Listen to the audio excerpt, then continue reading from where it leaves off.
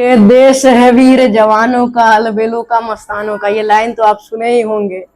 तो जैसे हमारा देश अलबेलों और मस्तानों का देश है, हमारे देश में अलग अलग प्रकार के युवा हैं और थे जो अपने देश के लिए जी जान लगाने को तैयार थे।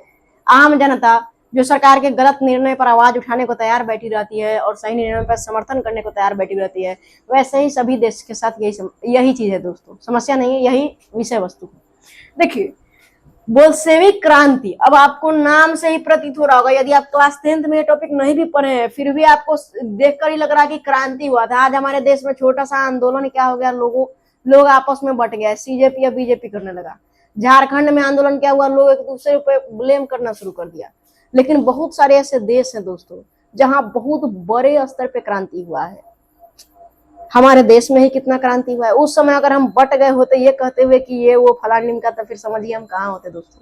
अभी जो है क्लास 10 का बहुत ही विशेष टॉपिक है बोल्शेविक क्रांति। ये हुआ था दूगो। पहला प्रश्न आपसे मेरा यह है कि बोल्शेविक क्रांति कहाँ हुआ था। अगर जानते हो तो कमेंट में लिखो, नहीं जानते हो ना तो हम समझेंगे कि तुमको याद नहीं है। नहीं लिखेगा हम मानेंगे याद नहीं है, याद है तो चुपचाप लिखो कि बोल्शेविक क्रांति हुआ कहाँ था।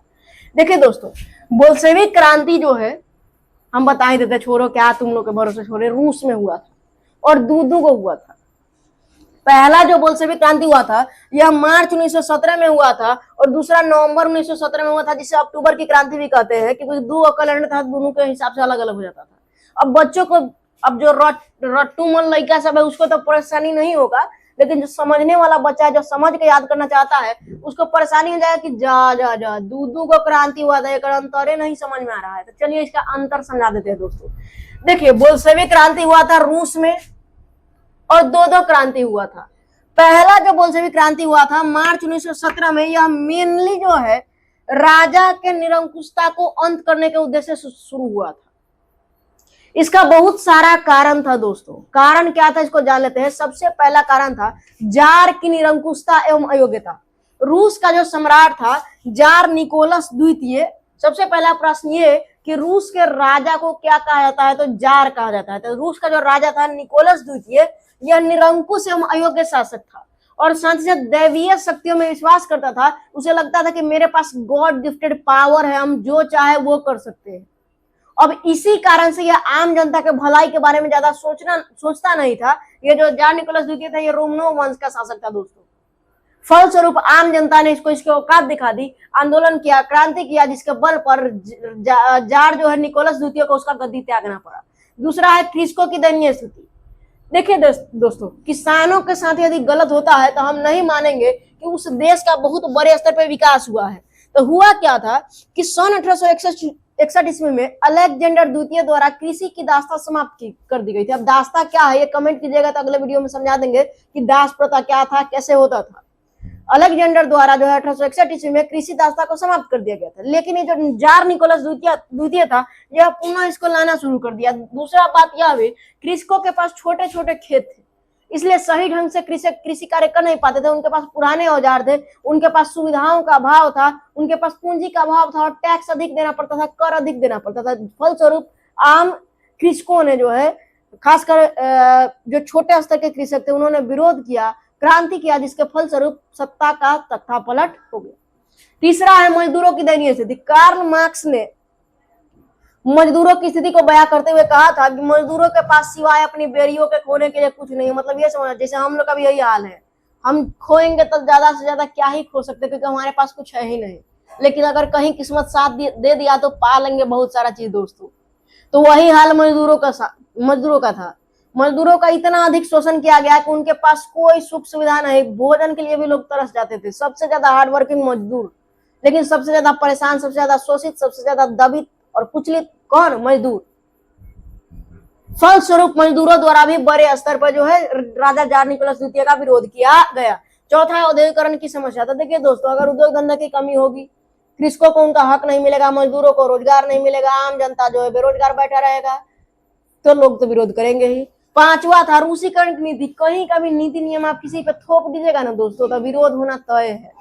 विरोध होना क्या है, तय है। हम जो चीज मानते हैं हम अब अन्य व्यक्ति पे भी थोपने लगे कि तुमको मानना पड़ेगा, तो गलत हो जाएगा दोस्तों। उसके बाद है जापान का युद्ध। ये बहुत भी आई है, रूस जापान युद्ध। आपको मालूम है रूस जापान युद्ध, आप सोच सकते हैं हाथी एक चूहे से हार जाए, वो तो एक बार दाब देगा, सूंड से फूंक देगा, उड़ जाएगा।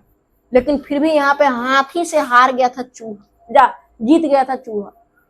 एक छोटा सा देश जापान, एक बड़ा सा देश रूस, लेकिन फिर भी सन 1905 में ये बड़ा सा देश रूस इस छोटे से देश जापान से हार जाता। लेकिन यहाँ का जो राजा था वह इस नाकामी को छुपाने के लिए आम जनता से यह कह देता है कि नहीं हम तो जीत गए, अब जनता खुशहाल, सैनिक फटा चिथरना पहने आ रहा है।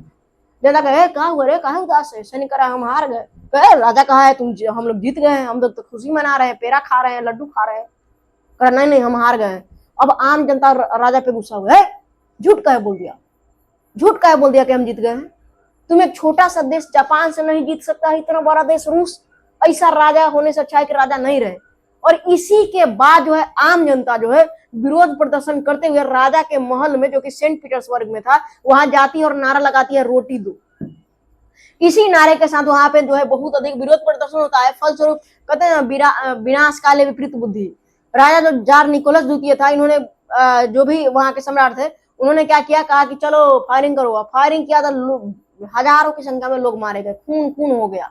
वह रविवार का दिन था, इसलिए यह जो घटना 1905 में हुआ था, 9 जनवरी 1905 को, या कहीं कहीं देता है 22 जनवरी 1905 को, इसको खूनी रविवार या लाल रविवार का नाम दे दिया गया। आखिर क्या था लाल रविवार? तो सन 1905 के रूस जापान युद्ध के बाद जब जापान जीत जाता है और रूस पराजित हो जाता है, तो रूस की आम जनता जो है राजा के खिलाफ विरोध प्रदर्शन करते हुए सेंट पीटर्सबर्ग महल तक जाती है। लेकिन राजा द्वारा वहां जो है फायरिंग करवा दी जाता है, गोलियां चलवा दी जाती है।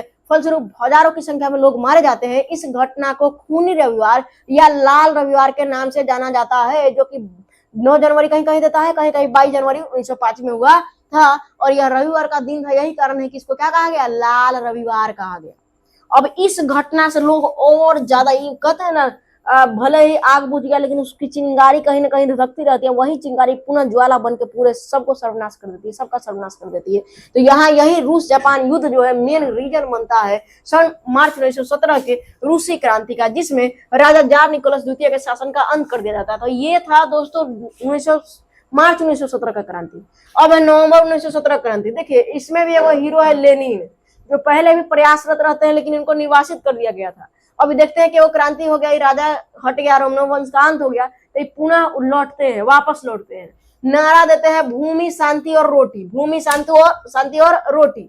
और इसी नारे के साथ जो है जो भी बोल्शेविक दल के मेन लोग थे ना, देखिए आगे पढ़ाएंगे आपको कि जो ये बोल्शेविक और मेंशेविक में बढ़ जाता है आगे चल के, ये लोग भी समाजवादी लोग भी ना कुछ बोल्शेविक बन जाते हैं, कुछ मेंशेविक बन जाते हैं। तो जो बोल्शेविक लोग थे ये लोग आगे चल करके जितना रूस का सरकारी भवन था, रेलवे स्टेशन था, डाकघर था, पुलिस स्टेशन था, न्यायालय था, सचिवालय था, जो भी सरकारी भवन था उस सब पे कब्जा कर लेता है और कहता है कि चुपचाप गद्दी त्यागो, आगे जो भी राजा बनता है उसको। और फलस्वरूप जो है नवंबर 1917 का क्रांति भी संपन्न होता है। इसके बारे में हम पढ़ाएंगे दोस्तों डिटेल में, लेकिन ये कंफ्यूजन थोड़ा पहले क्लियर करना जरूरी है क्योंकि बहुत सारा बच्चा मार्च 1917 नवंबर 1917 को एक ही समझता है।